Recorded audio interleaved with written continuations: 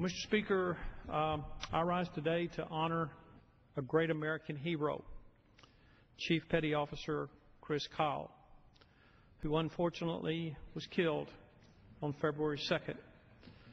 Normally you would think that this would be honoring a soldier that was killed in action, but unfortunately Chris Kyle gave his life while trying to help a fellow soldier who was dealing with some big issues.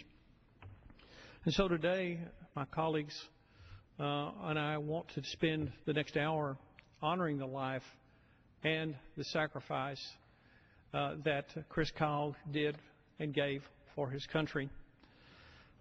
This is a difficult time for me, not only to honor Chris like this, but Chris Kyle was not only a Navy SEAL hero, but he's also a personal friend of myself and my family.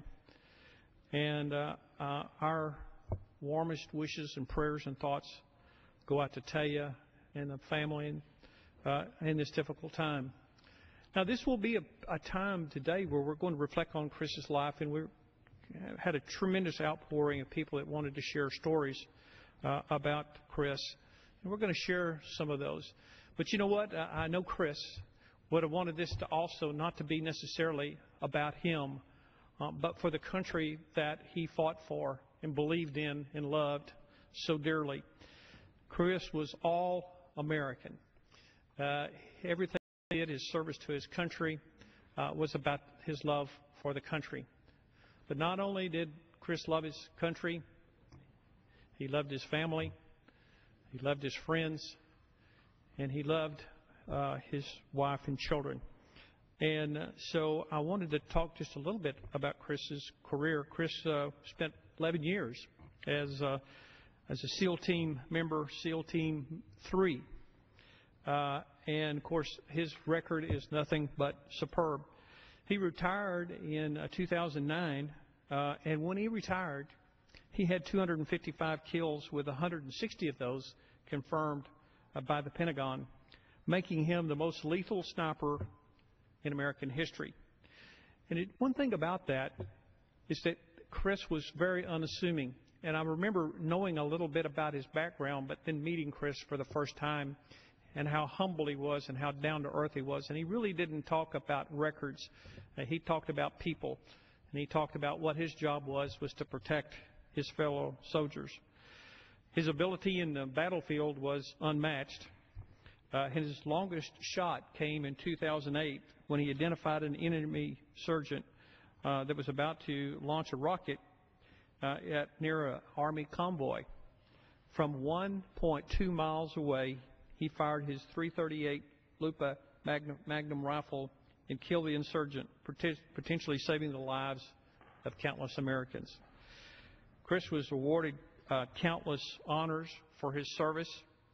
He earned 2 Silver Stars, 5 Bronze Stars, 2 Navy and Marine Corps Achievement Medals, and 1 Navy and Marine Corps Commendation. He was admired by people really all over the country. And on this Monday, about 7,000 or 8,000 people gathered in the Dallas Cowboy Stadium in Dallas, Texas, to come and pay their respects for Chris Kyle.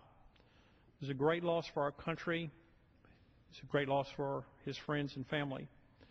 But, you know, they weren't just honoring an American hero. They were also honoring a husband, a father, a son, a team member, a comrade. Chris was born and bred in Texas, the son of a devout Christian. He is survived by his wife Taya and 2 children, of whom he loved and cared for deeply. In fact, he made the decisions to leave the Navy in 2009 just so he could spend more time with his family at home. And after retiring from the Navy, Chris founded Craft International, military and law enforcement training company. He also intricately involved in numerous charities, including co-founding Fitco Cares Foundation and other charitable events of benefiting wounded and disabled servicemen and women returning from combat. He also wrote the New York Times bestseller entitled American Sniper. which chronicled his time as a SEAL sniper. Chris donated the proceeds to the families of some of the comrades that died with him in combat. These examples really show that the sense of service was genuine and deep. He lived by a motto, "It's our duty to serve those who serve us." It is our duty now as American citizens to remember this young man who served so bravely, to pray for his family in a time of mourning. America lost one of its finest sons and true patriot. We keep Chris and his family in our thoughts and prayers, and we ask God to look after them. We also pray for his friend Chad Littlefield, who was killed alongside Chris, and for his family. I'm honored to have known Chris, and while he was on this earth left this earth at a young age, we know that God is watching over him. Before I yield, I wanted to just make one point about the book that Chris wrote, American Sniper. And it was a great book, and it really chronicled the sacrifice and the conditions that a lot of our young men and women are under while they serve. But what was also an important part of that book was that Taya would chronicle from time to time what it was like to be serving alongside Chris in a different capacity, and that as a spouse of one of our deployed men and women, and the pressures and all of the things that are involved in that, and the stresses and the separation.